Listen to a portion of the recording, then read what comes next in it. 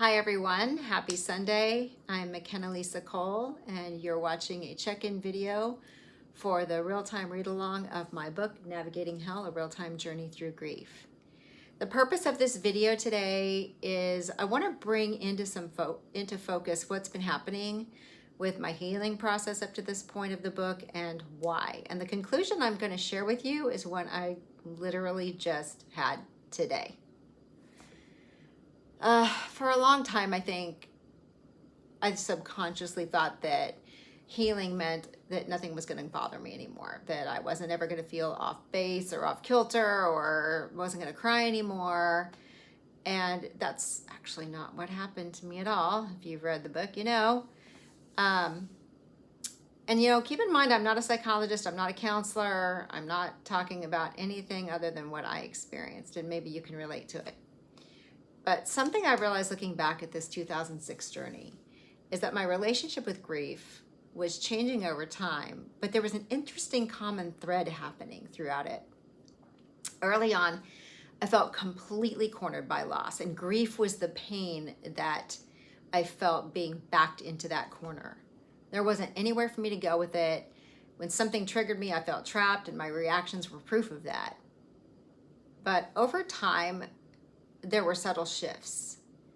And even when I was splattered and lifeless at the bottom of the pit, there were still micro shifts happening every time that I was triggered. And instinctively, I kept looking for tiny little ways to respond, tiny little ways that I could cope, some way that I could get through it.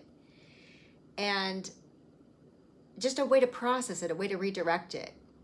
And writing, for example, gave me somewhere to put things, and prayer gave me somewhere to take things, and music gave me a nonverbal way to express things.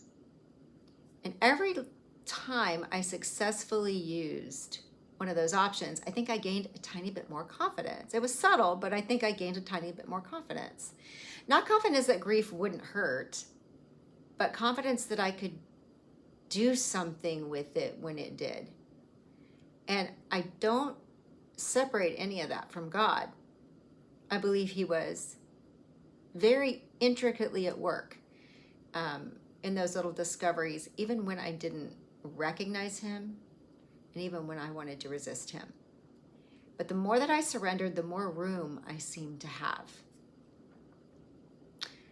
And eventually, when something triggered me, I wasn't necessarily standing in that same corner with grief, with nowhere else to go.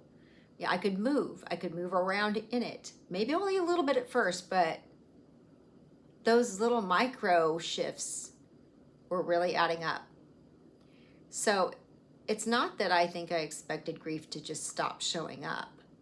I think I just started realizing that it didn't need to take up so much space. And over time, it was just naturally not taking up as much space. And when progress, it wasn't about becoming someone who never struggled. It was about having more options when I did. And I'm going to leave you with this. Over the next few days, we are going to see just how much more space McKenna has to maneuver in and see what kind of interesting dynamics that can create. So with that, be encouraged, be blessed, and keep navigating one breath at a time. See you soon.